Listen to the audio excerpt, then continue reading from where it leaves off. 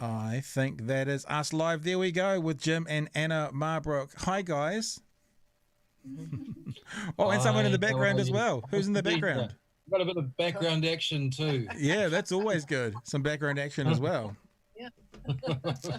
Hey, thank you for joining me. Thank you for coming on board. People who have read the Facebook page or whatever know what we're talking about, but as a quick introduction for people who don't know, let's just bring this guy up like this and go. You are the filmmakers for the New Zealand International Film Festival film Loimata, The Sweetest Tears, which is on at the film festival. Well, I guess it starts this weekend, but it's in the rotation of other films at the moment. You both produced it, I'm correct in saying, and Anna, you directed, and Jim, you were kind of camera. That's how the partnership has kind of worked. Is that right? Yep. Yeah, and Jim worked to support also Jess Charlton, the cinematographer. Right. So Jim was second unit DOP, right, and also worked alongside Jess. And I have to say, you guys know this because I just told you, but for others, I finished watching it about 15 minutes ago, and I am a mess because it is a very emotional roller coaster. As I've already showed you, I had these here, and I used several of them during the screening. So in my whole broadcasting career, I've never quite come off an emotional roller coaster like that straight into a conversation about the topic. So we'll see how this goes. Maybe what we can do to start off with is you guys can just set up for us what actually Loimata is all about, and yeah, it'd be good to hear from you guys. Sure. Cool. You want to kick that off? Oh, sure. Okay. Yeah. So Loimata is the final voyage of Ema Siope, who is a waka builder and is a voyaging captain. So she captains Waka Warriors across the Pacific. And in Loimata, she takes her family on what for us is like a reverse migration. Right. So she's taking them back through their family history. And through that process of voyaging into both the dark and the light spaces of their past, she's creating a pathway for healing. So it's in many ways a story that is about hope. And it's a story about how family, despite having pretty tough history, can actually find a way through, and that way through is about becoming whole and being healed. Do you know? It's her last journey. I was reminded a little bit of the Helen Kelly documentary from last year. Which is a similar sort of, in the last stages of her life, getting some things achieved. I think for Helen Kelly, it felt like a bit more of a some jobs done, but for Emma, it felt more like some parts of her life worked out, figured out, and closed off. I was at the start of it. I obviously would, even in a documentary, you don't want to give away the documentary, but there is. It starts with quite an upbeat, positive beginning. When you read the prologue to it, and it says very clearly her last journey, and you think, okay, there's a death, and there is an ending of life as a part of this. It starts with quite an up tempo beginning. The very first scene is quite positive, shall we say, and you sit there thinking, oh gosh, maybe I've got the tagline slightly wrong here. Was there a reason for starting the movie like that, kind of lifting spirits at the start? Because there is some heavy emotional stuff as you go through it. Well, in some ways, sometimes when someone has cancer, you think, oh, this is a cancer film. Mm-hmm. It's not a cancer film. Definitely not a cancer film. It's not really about someone sick. In fact, it's much more about life. So there was kind of a desire from us to get rid of that straight away and go, this is not about having cancer. Mm-hmm. This is not about watching someone disintegrate. This is actually about what do you do when you have that ticking time clock beside you? And, someone like Ema Siope, the protagonist of the film, would say, look, I suggest we live like that all the time. Yeah, because sure. I think sometimes you can spend a lot of time going, I wish I'd lived that way, or I wish I'd lived fully. This is a woman that lived her whole life pretty fully. And that ticking time clock, I think for her at the start, she gets given a break. She kind of has a moment of remission. Mm-hmm. And in that remission, she's like, okay, off we go. I'm going on this voyage. Right. And whoever wants to come with me can come. And as it turned out, the whole family goes with her. So that good bit of medical news was the catalyst to give her the oomph to get through the final journey, is sort of what you're saying. Yeah. How long is the documentary filmed over? Like what time period? Because I know that they said in that first part it was the first good news they'd had since 2013, but I also heard her say that, I think she was talking to her sister, she said at some stage that the doctor kind of gave her the worst knowledge, like there was limited time in 2016. So there's a time period that gets set up in there, but how long were you guys actually there for the filming of that documentary? I think we were working it out before the world premiere, just how long it was since we rolled our first minute of film. And it's been about a 2.5 year process. Okay. But the film has been kind of brewing for a while, and I know your conversations with Ema kind of predate that. We both know the family through different kind of avenues, if you like. We've both known the family for, a few, I guess for me, since about 2014, and for you since about the same, eh? I met Ema, I think, 2013, yeah. 13. Yeah. So there was the and for me, for you it was Ema. For me it was Ema's sister Fatoi, who the youngest sister. So I guess it was gestating for a long time, and probably prior to a few months before we started filming, you started having some serious conversations with Ema about the film. And how does that go? How do you go, hey, guys, would you mind us bringing a bunch of other people along and some cameras to film this most intimate part of the end of your life? How does that conversation go? Well, it was Ema, because the projects that I was doing that I'm sort of met Ema through, she met me with a camera, and a crew. Right. I was working on other voyaging projects that she wasn't actually in.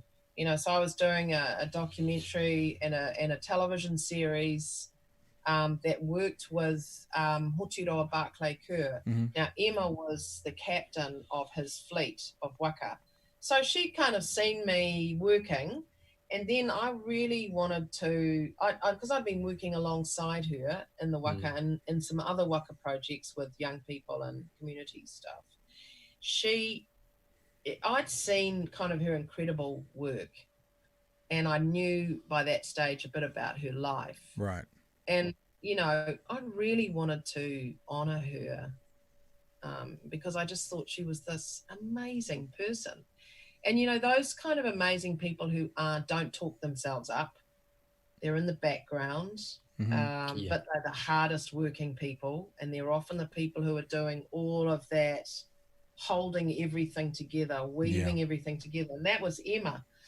And they're often overlooked, and I felt that I really felt that she needed to be honoured. So initially Loimata wasn't the story that it is now. It was going to be much more of a reflection of her life with the good and the bad in it. I was very aware that the great human came from struggle. Yeah.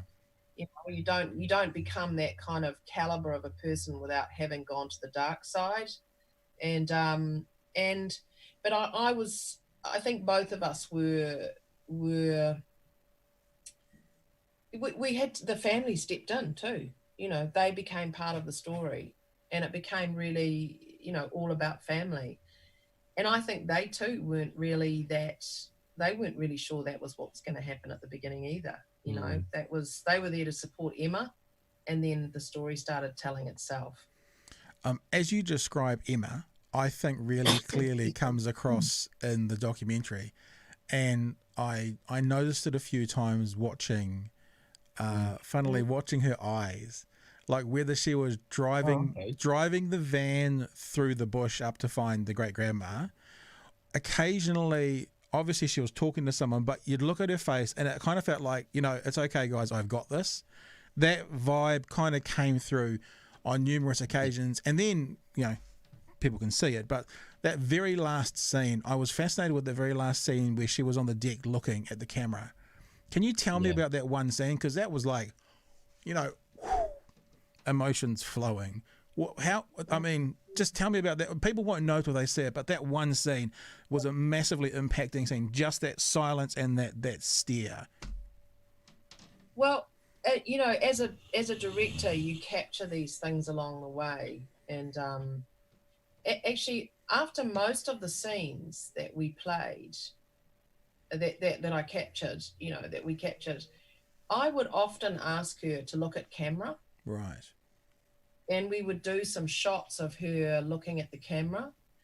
I don't know why. It was just one of those gut things. And initially I thought that would play through the film.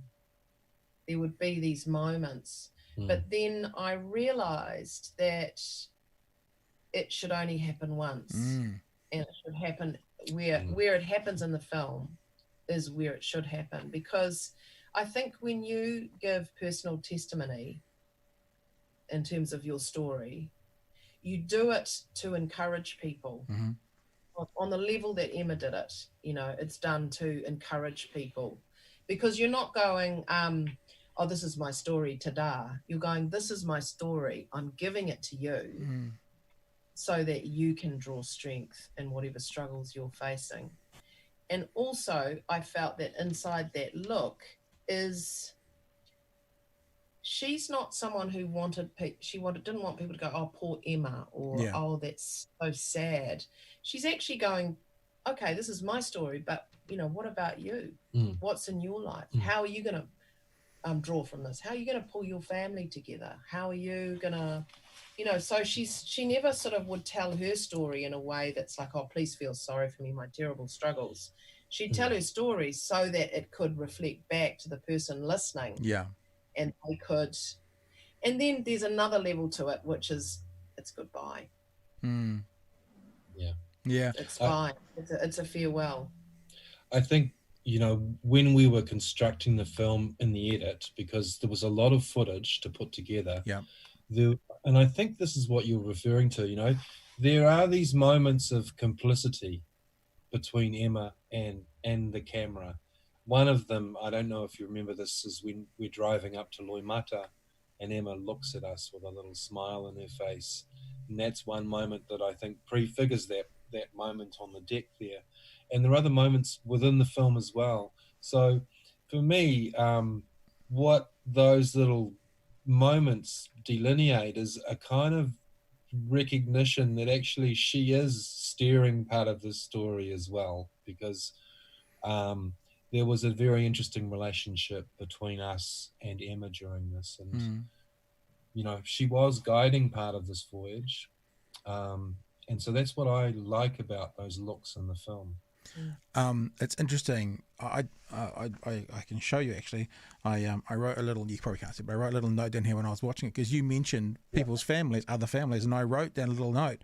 You know what one of the things this documentary can do is it gets you to ask you, you know, what shit is there in other families? You know, what shit is there in my family to work out?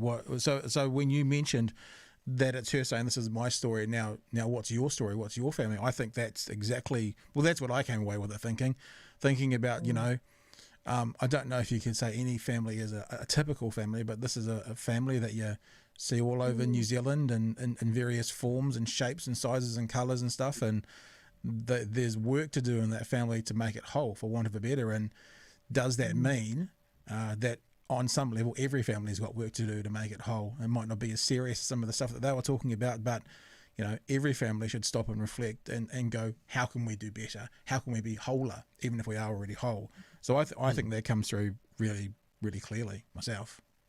You know, it's a kind of, the family members, they always talk about healing being a lifelong process. Yeah. And I think wholeness is a daily process. You know, I think that because in each day we change and shift, and our family changes and shifts, and obstacles present themselves, you know, challenges present themselves. We have illness, we have breakups, we have, you know, unhappiness, we have things that are from our past, things that hit us sideways. And I think as families, the thing that Ema is talking about is building healthy families. Yeah. And at the heart of that, and at the heart of the film, is this concept really of unconditional love and absolute truth. you know, and those two things, she says, go together. And, you know, that's those two things are hard. They're hard. Unconditional love and absolute truth is hard. And also it's a practice, I think. It's not like it disappears. You have to practice that. You have to develop your unconditional love muscle and your, you know, and your absolute truth muscle, because they are, it is very muscular. And also you have to learn how to stand in that, because other people might not like it, your absolute truth, but you have to learn to stand in that with that aspect of love, I think, too. Yeah. Yeah. I think we see that in the film as well. We see it's like, okay, let's propose this idea where we need absolute truth in our family. How do we get there? Well, yes, the basis for that is a kind of unconditional love that we have for our parents, for our children, but we need to find a way of communicating that. And I think what we see in the film, when I look at it, I see a family that can really respectfully communicate with their parents. And what you're not seeing in this film as well is the way, because we couldn't make this film and not run it by the family. Right. The material is so sensitive. There were times when we had to pause and we had to check with not only the siblings, Emma's siblings, but their children. We had to check we were kind of in the right zone for this. So in a way, the film catalyzed other conversations that we don't see on screen. And they were really important to us as filmmakers, because we don't want to release something before it's gone through that kind of process of checking and balancing, because, you know, that's where you have problems and that's where you have surprises. So does that mean that you got to sort of obviously working with the family, a final cut, and then they had one more look at it before? Did they have any kind of veto rights, or was it more of a respect thing?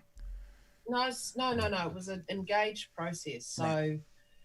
So the, you know, we got the film to where we felt it was good enough to show, and then there was a process of showing the family, first the siblings, and then the siblings' children, right, and then the siblings' partners. So when I say sibling, Emma's siblings, partners. And then we brought in, alongside that, cultural advisors, so that we were making sure we were okay with the nuances, the cultural nuances. Okay. And where things were counterculture, being conscious that it was counterculture consciously by the family, because they were working kind of within their culture, but suggesting some new ways of doing things. For example, there's a conversation that happens in the first half of the film where the oldest brother frames that conversation and says this, we don't normally do this, but we believe we have to do this. So those elements, so that we're not just working, we're trying to work through as many lenses as possible, as well as taking care of the process. And we were very clear with the family, and it was part of the intimacy of the work. We were very clear with the family, you know, if when we show you the film, there are things in there that you really don't want to be in there, we will take them out. Right. Okay. So it was more than approval of there was a level of trust that was required to get the level of intimacy that you feel in the film. Yeah. And so in many ways it was a conversation that happened. And then there was a further conversation where we took it out into a couple of communities for pre-screenings. And then from that, there was a final change, which got us to the New Zealand International Film Festival cut, which is our final cut now. So between that, you know, showing it to the siblings, then the siblings' kids, and then the siblings' partners, and then the cultural advisors, and then the, I guess you'd call it pre-screenings, was there much change? Was there a 5% change? Was there a big change? Was it probably 5%? All right. But subtle. Yeah. Okay. You know. Significant in its subtlety, because I think when you're fine cutting something, there's a huge amount that a subtle shift can change. So while it was a small amount in terms of the cut, it was significant in terms of just the nuance, because you know, there's a lot of things that are dancing in that film, really. And were any of the changes sort of specifically asked or directed by the family and whānau, or was it more, could we redo this in a different way, and then you had the autonomy to make the change to fit with the themes of what they were saying? It's a tricky process, because you're listening as a filmmaker. You're listening to the subtext of the comments. So there was a process of opening it up and enabling free and open conversation, and then going away and then distilling all of that, you know, for me personally, and then sounding board with Jim, and then finishing it. So it was a kind of opening, kind of to give everything, considering everything, and then a finishing. So yeah. From my memory of those conversations, I mean, I don't know what your impression of the Siope family was when you watched the film, but they are for me, they're so intelligent, nuanced, really elegant speakers. So we were communicating with a family who knew, who they weren't people that were unaware of what films do and the effect of films. And a lot of those suggestions that they had were more to do with, I really like the film. It really flows nicely in this. It was not so much warning shots. It was little suggestions that could make the film better. Nice. This is maybe what we wanted to have for a subtitle for the arrival in Akolima. Yeah. So it actually felt, it's very nerve-wracking showing a film to someone for the first time. Yeah. Especially this film, but it felt like it was a kind of a creative reaction to the film rather than a kind of putting up a big stop sign, and that surprised me a little bit in a way, and heartened me really. So it sounds like they were fully on board and they just wanted to make it better rather than being on board and wanting to stop some things from happening. Totally. That's the feeling I had. And that feeling's been there. I think once the family had worked out that they wanted to work with us. Yeah. it was on, you know, it was like, well, we're doing it. There wasn't a feeling of like, oh, we need to, you know, we set up things along the way, just getting good, strong, ethical structures, getting ways of feeding back and communicating together. We sort of honed that as we went. Yep. But it was very much, okay, we're in this and we're doing it, and we all want the best thing. We want the best film that we can all get together. Well, you asked me, you didn't know what my impressions of them were. I'll tell you that they were smart and aware.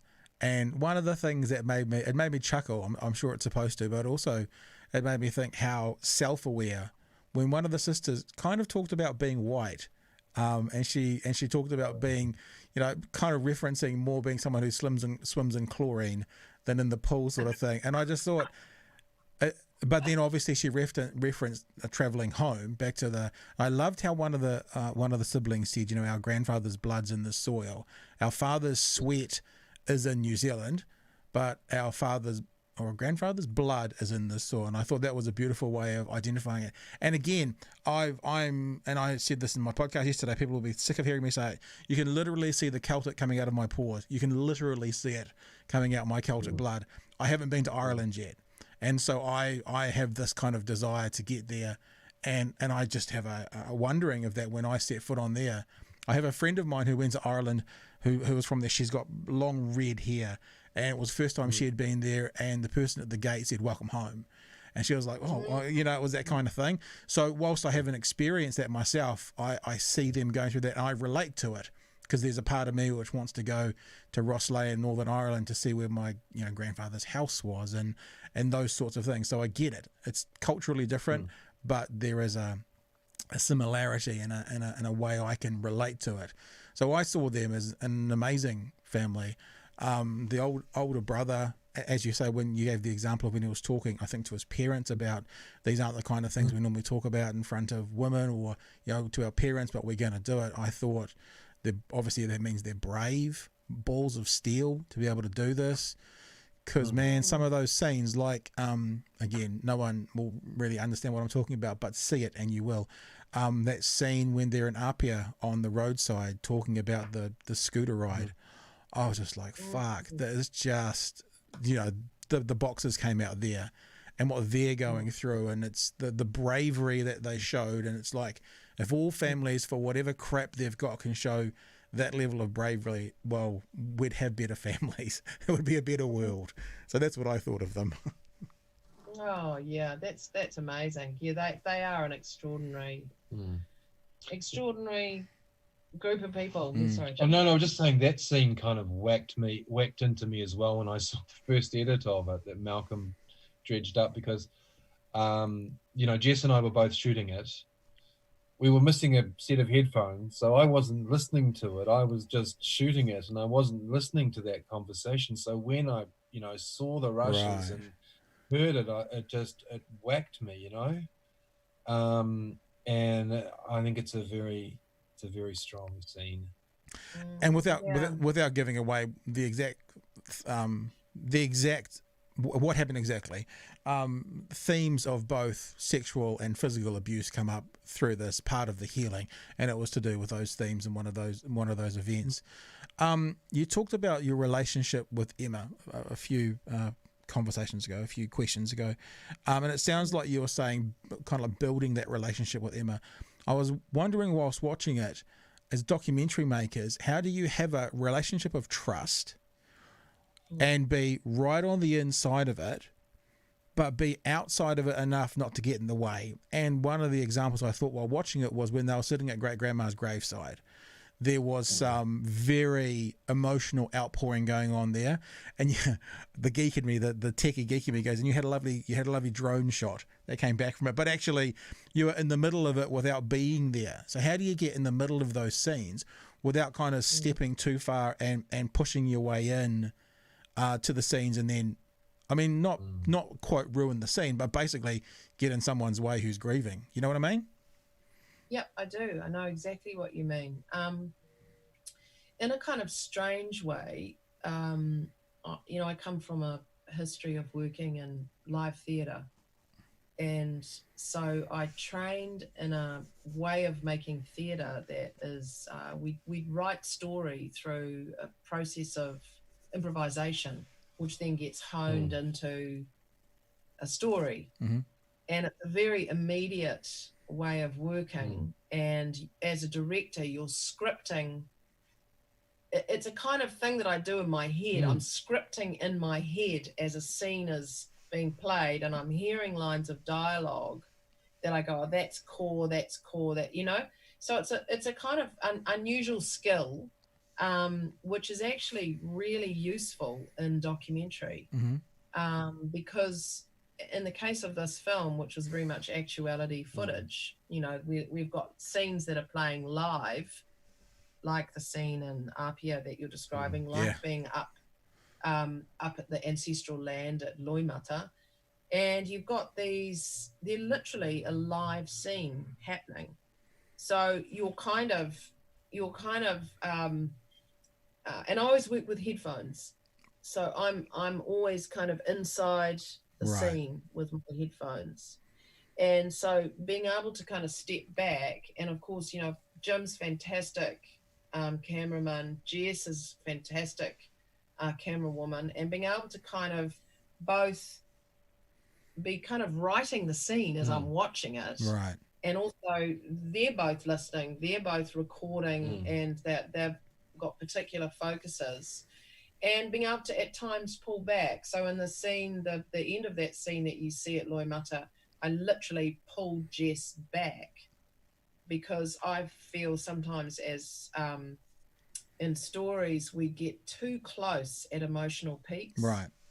It's a kind of poor practice, I think, sometimes, because it's a bit sensational. It's like, oh, someone's crying, punch into a close up. You want to see that tear go down the cheek.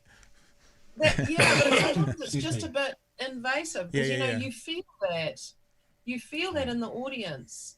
You know, you talked about how do you get that intimacy. It was like we would sometimes be up close on things that weren't perhaps so big emotion, and then sometimes pull back more when the emotion became larger, so you could see the space. And it's kind of it's a kind of respect thing, but it's also a story choice, I think, about not crowding in.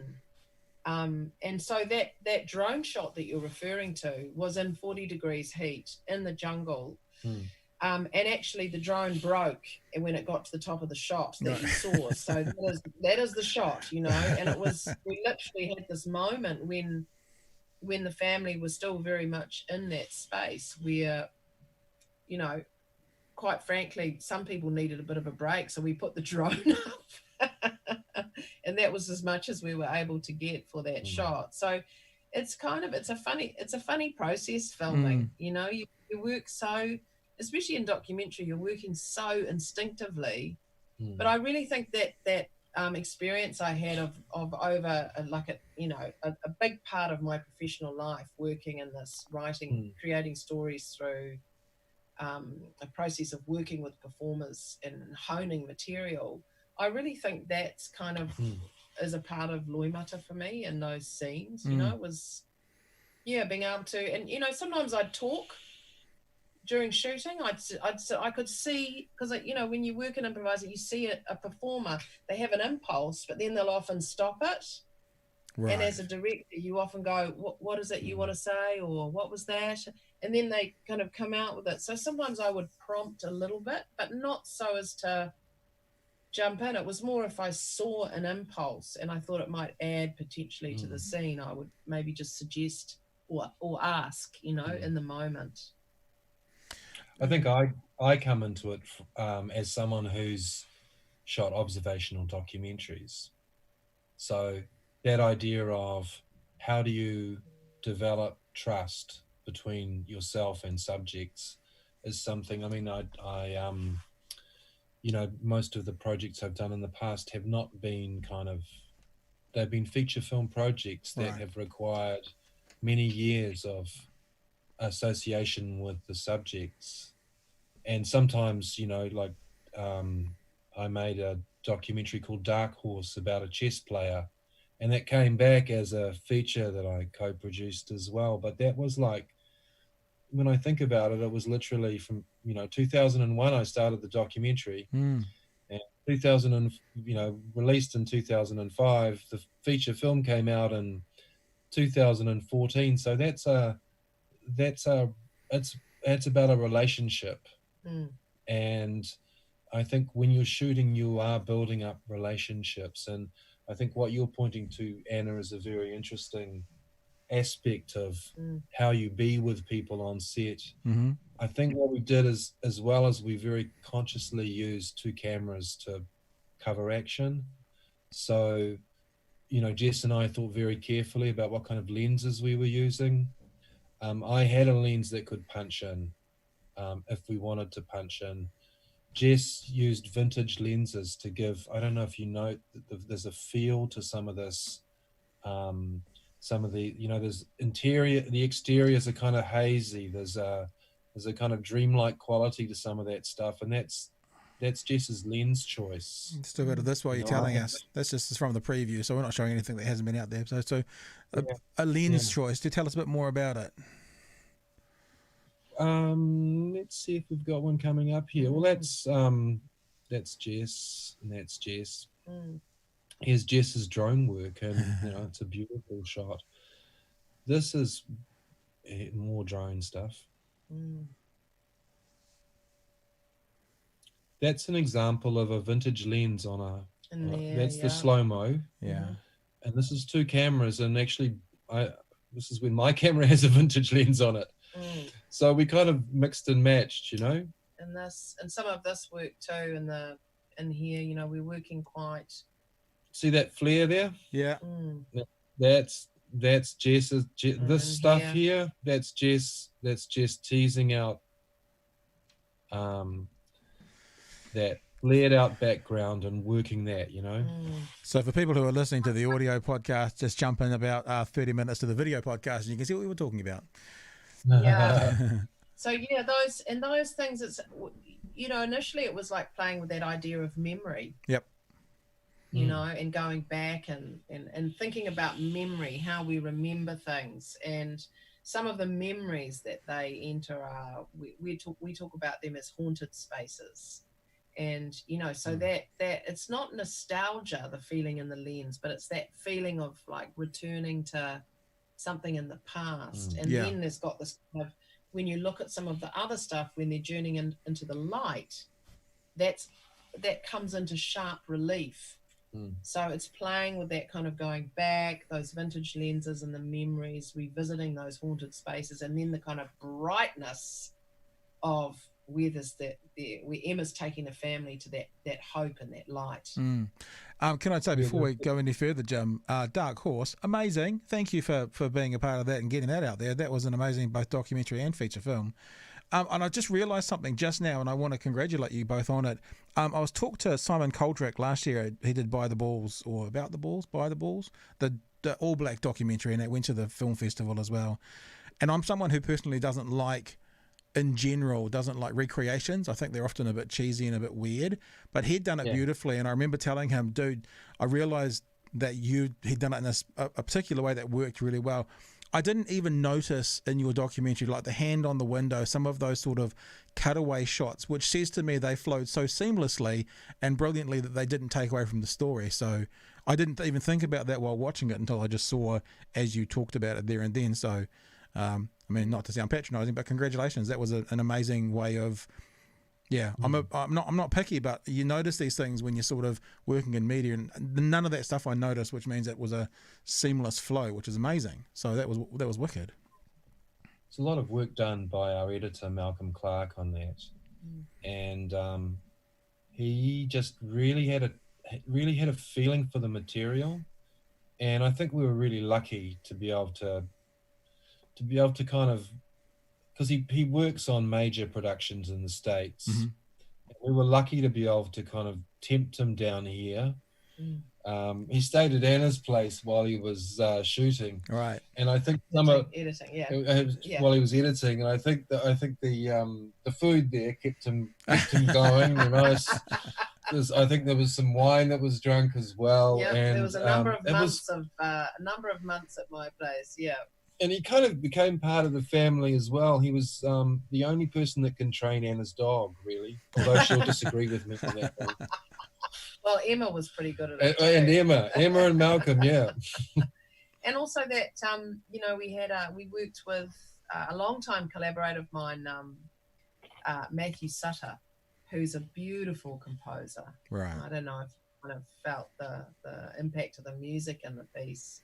But, you know, he created a full orchestral score for the whole film, which was really quite an undertaking. But it's that level, I think, that enables that flow that you're describing. You know, we really, it's a very scored piece of work. It's scored more like perhaps a drama.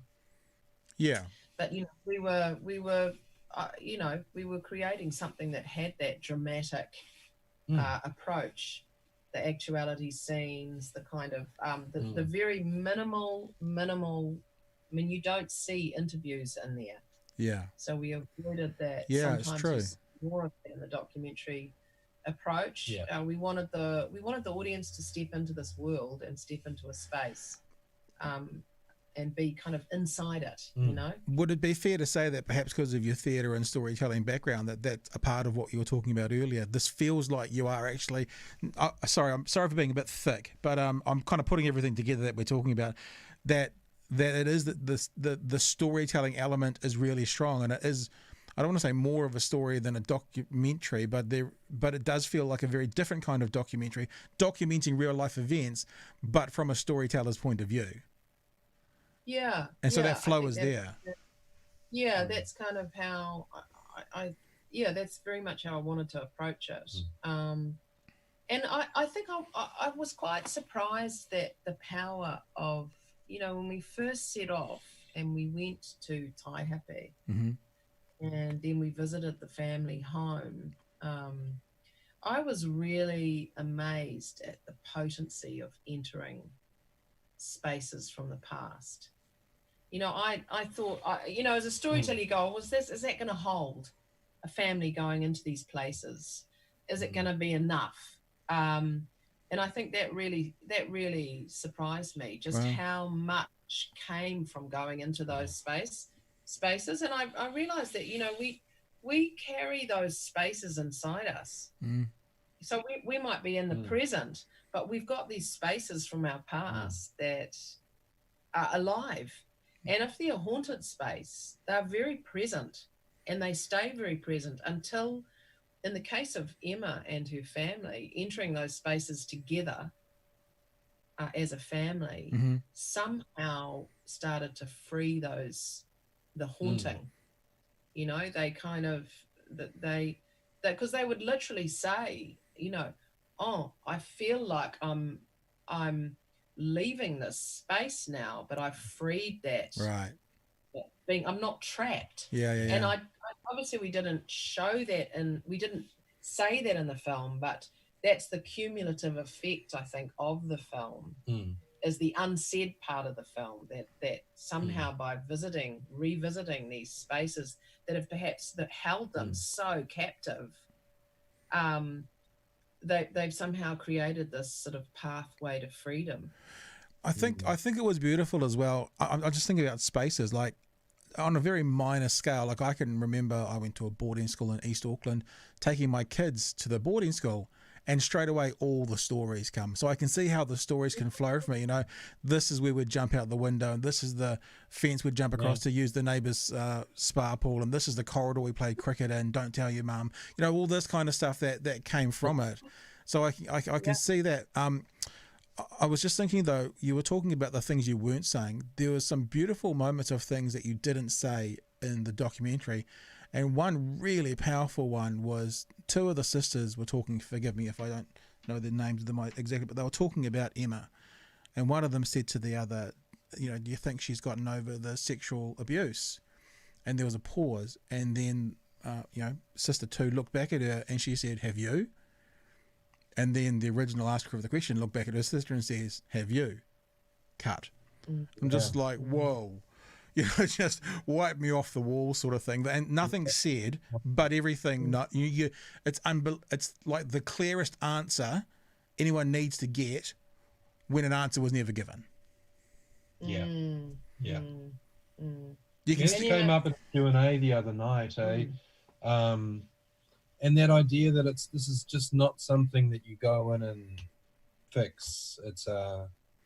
It's this process that you need to carry on. Yeah. Just in the same sense as we're talking about family and how you promote and work through these conversations that families have to have. This is the feeling that we have from the sisters and Paul is this is ongoing work, and it's about self and family care long term. Yeah. And you don't know what you don't know, because you know you live in your life and it's your normal, and it might have a lot of pain in it, and then you have the good fortune to have a great sister like Ema, or you encounter a great teacher, or you encounter someone who can really give you sage advice or walk alongside you, and then things open and you realize, oh, there's a level to wellness that I've not experienced. And then you start to experience it.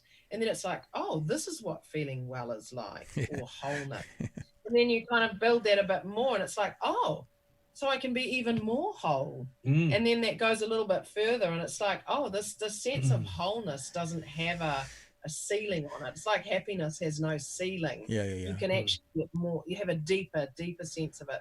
So I think that's that healing process, I think is a wonderful process, because and sometimes it comes from really surprising places. You know, this is a family whose New Zealand born Samoan children really came to fall in love with their Samoanness. Yeah, totally.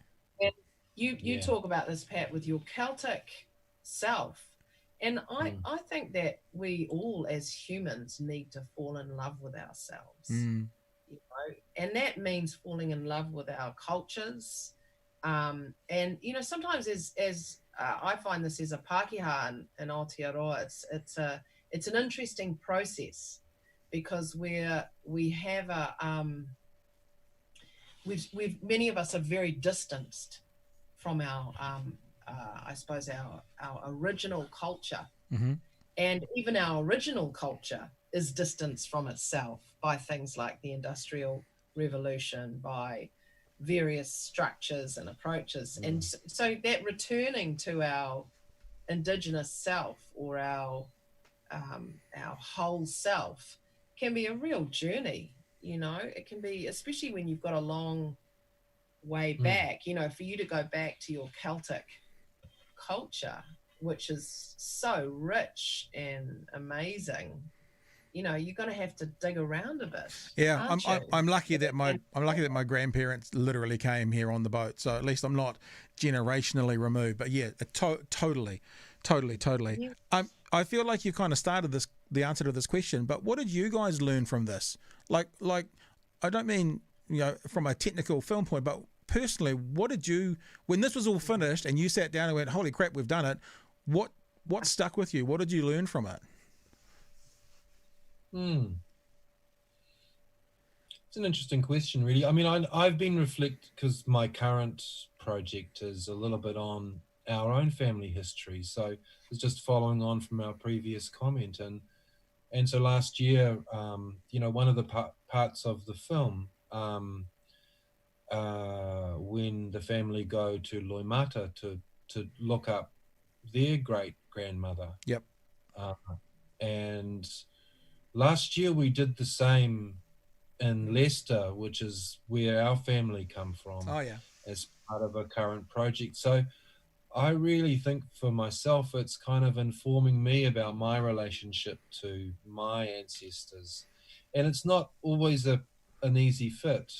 You know, as Anna said, how do we find our, as they say in the film, tūranga waiwai, you know, tūranga vai being the Samoan kind of version of tūranga waiwai, the literally footprint, you know. Where do we look? And when your family come from a bunch of, you know, an industrial town, they're all involved in the boot and shoe trade, in factories. You're finding records that, you know, they were living in a tiny house with about 14 other people in the industry, which was supposed to be one of the most unhealthy to work in kind of 19th century England. How do you relate to that? So I think for me, it started off a little train of thought, you know, where do I come from? And I think that's really helpful. And hopefully it's helpful for my kids too, because they are part of that journey as well. So it's good. I think it's good to look back. Yeah. Yeah. What about you, Anna? Oh, look, there's been so much learning for me. You know, I think it's deepened my sense and understanding of family, you know, and what that really means. And then that kind of, without wanting to sound too cosmic about it, but kind of human family, you know, that sense of our connections between each other as humans. I've been really fascinated by... Doesn't sound too cosmic. Doesn't it? No, I think it's just kind of human, really. Yeah, I've been thinking a lot about healing, and you know, because I think things are a bit fucked up at the moment around the world. Yeah, you know, and you know, we're in a massive struggle at the moment, and I think it's a real fundamental struggle that we're in terms of humanity. I think we're getting to some really core things about us, and I think that there's different paths coming out at the moment, and one of those paths, I think there's parts of this country that is leading that, that's around how we are together, how the quality of our relationships together, and prioritizing relationship perhaps over other things. and seeing the value of actually deciding to come together as a community and to work through things with that feeling of love and truth. I think we're also in a fundamental battle with truth at the moment, Yeah. you know. And so I think some of those, in a really kind of microcosmic way, I think some of the questions that I've felt very core for me personally in Loimata kind of connect with some of those perhaps bigger world questions I'm asking at the moment. And I just keep coming back to some of the things we talk about here in Aotearoa, like kindness and compassion. And, you know, so in some ways the film for me is about creating a compassionate space. And that comes from the hearts of the family. They think a lot about how do you create a compassionate space, because actually healing requires a compassionate space. Otherwise you get into things like judgment and blame. And when you're getting into judgment and blame, there's really no conversation able to be had. Yeah, true. You can't have that, because for me, conversation is about transformation. A true conversation is about the space between people. So in between us is the space. And in the case of Loimata, the conversation between the film and the audience and that space in between, for me, is about a healing space. So you don't come to that. When you sit in front of that film, I think we would have failed if the audience feels that they're being judged or blamed, or that there's someone in there that's judged or blamed. Because I think with that, when you take that out, then you can really bring yourself to that space, to that conversation space, as you are, not as someone you need to pretend to be, but just as you are, you know? So there's that vulnerability is needed. Empathy and vulnerability is needed to have it as a genuine conversation. Yeah, absolutely. That is so true. I haven't used that word vulnerability, but that is absolutely bang on, I reckon, Pat. Yeah. Well, I mean, if you need you need to show in order to sense someone else, in order to just understand what or to get something from someone. In terms of understanding their emotions, you need to show your own vulnerability. You know, you don't need to present yourself as a strong man. So when we have a political leader standing up and saying, be kind, it's an interesting sea change in a way, isn't it? It's not normal for us. And I think one could argue that came at, a really good time when it was said.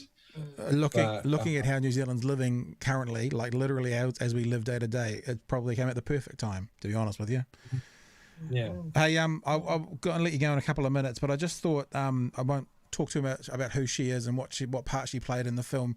Let people find that out for themselves. But the person of Becky comes up in the film. Was there any communication with Becky, any contact with Becky about this? Is she still around? Did she get invited in? Was that a part of it at all?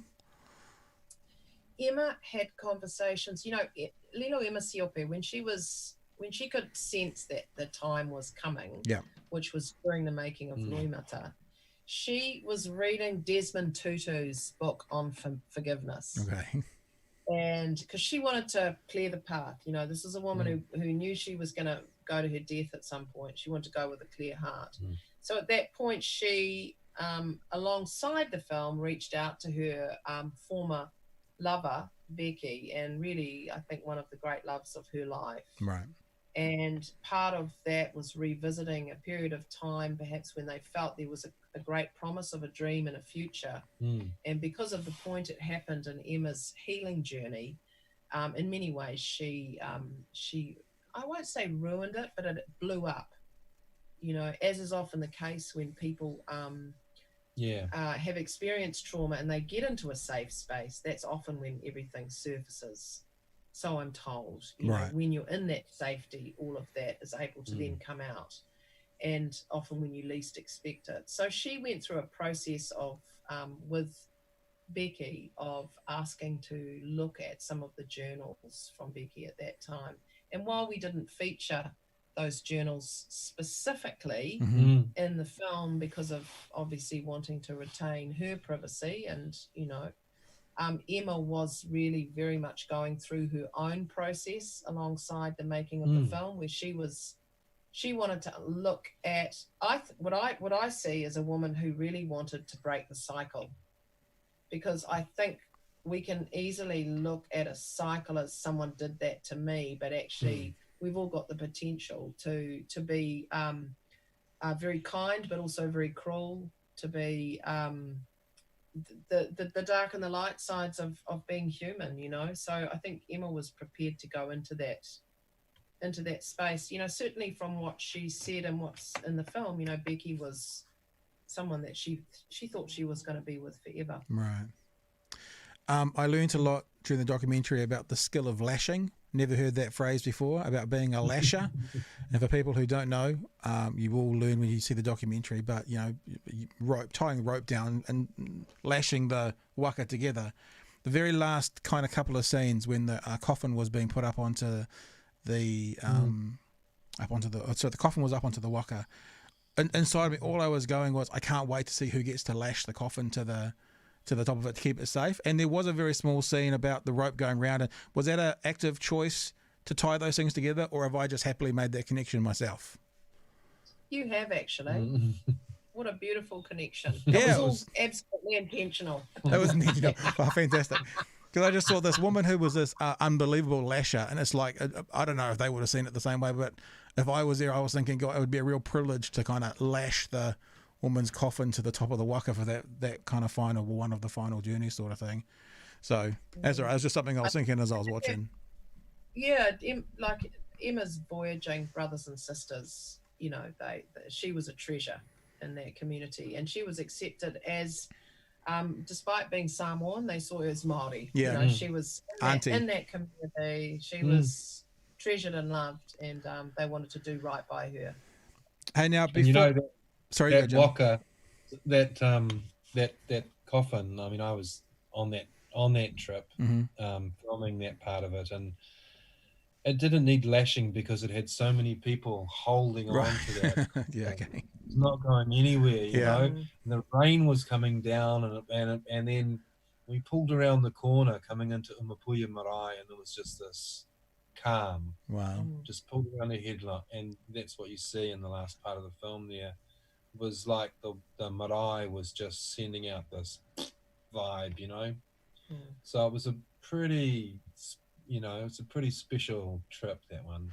You say that about the weather around the marae and what happened there. I thought the same thing when you're up at Loimata, that the Sweetest Tears, it was raining, and there was a point where Ema turns sideways. It was quite an emotional point, and there was water running down here, and I was like, I wonder if that's a tear, I wonder if that's the rain, and you couldn't kind of tell which was which. But I thought, maybe again my own little connection here, but this felt quite poignant that there were, you know, tears, rain at the time when they were up there cutting through the bush looking for great grandma as well. So absolutely, it's amazing. That sort of that yes, Loimata, the Sweetest Tears. You know, I think Loimata, it means tears of learning, tears of hope, tears of joy, tears, all the full dimension of tears. And you know, because not all tears are sad. Some of them, you know, express joy. Now, obviously, we want everyone in the world to see this. Now, I just would like to have clarity from you guys, because what happened with the festival, obviously, the New Zealand International Film Festival, is it was booked to be online because of COVID. And now they're doing some in-cinema screenings as well. So we can see here, for those that are watching with us or watching on demand afterwards, that you can get this movie at home on Sunday, the 2nd of August. You watch it online as a part of the film festival. Is this also being shown in cinemas at any locations as well?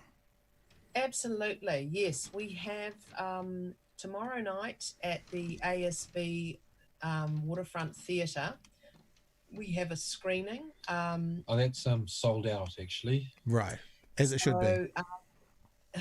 Then we move down to Christchurch on Saturday evening, and there is a screening down there. And in Dunedin on, I'm just pulling that up now. See, I'm very subtly, as I'm talking to you, looking for the information. So Dunedin at the Regent on the Sunday 2nd at 4 p.m.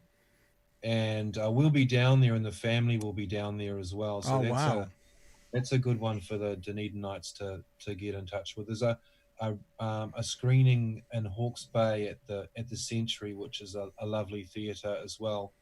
And that's on the 1st of August, Saturday the 1st at 6 p.m. And I believe that Piripi Smith, who's one of Emma's closest Waka friends, will be doing a little karakia before that one. So that'll be a really nice screening for those in the Hawke's Bay. We're going to be down in Christchurch and Dunedin with the family. So Christchurch is the Isaac Theatre Royal, 1st of August at 6 p.m. And then next week we actually have one at the Capitol Cinema. So you can catch it if you want to. That's on the 4th of August at 8 p.m. So if you go to our Loimata Facebook page, you can see that. And then it'll have its online premiere on Sunday night. And then you'll have a chance over the next 4 or 5 days until the 8th to rent it as part of the International Film Festival. So I might come and see you guys on Sunday. Come and see it again, because it's certainly worth watching it. I'd like to see it on the big screen as well. Being here in Dunedin. I didn't realise you were down in Dunedin. Yes, lovely Dunedin. That's where we are. God's zone. Oh, well, let's catch up. Catch up. I love Dunedin. Let's catch up. And the Regents, as you know, is just a lovely place a lovely building. So come and see us. And come and meet the family. It's a date. Okay, so there you go. And if people want to find out more about it, NZIFF, New Zealand International Film Festival.co.nz is the place to go. Once it's in the film festival, what next? Is this going to do the film festivals around the world, or what's the plan? That's the plan. We did get some interest at the beginning of lockdown, and then, as you know, lockdown has kind of wiped out a bit crazy. Most of the film festivals, and they're now reassembling. So we're going back currently. We've had some interest from a number of different festivals around the place. But watch this space. We'll certainly be talking about that on our Facebook page. We'll see at Cairns. Is that right? Cairns Film Festival. Go there, win a few up there. So good. Yeah, thank you. Can you organise that for us? I'll sort that out for you. Hey guys, thanks for giving us some time today. I'm definitely going to come along on Sunday. I want to see it again. If everyone else who wants to find out more about it, nziff.co.nz. Or I've found out if you just Google Loimata, Loimata, you get pretty much all the links to Facebooks and everything else. It's a pretty easy way to find it through that. But thanks for this. Thanks for this lovely piece of art. It was amazing. I'm already looking forward to seeing it again. So we'll catch you on Sunday, and cheers for joining me.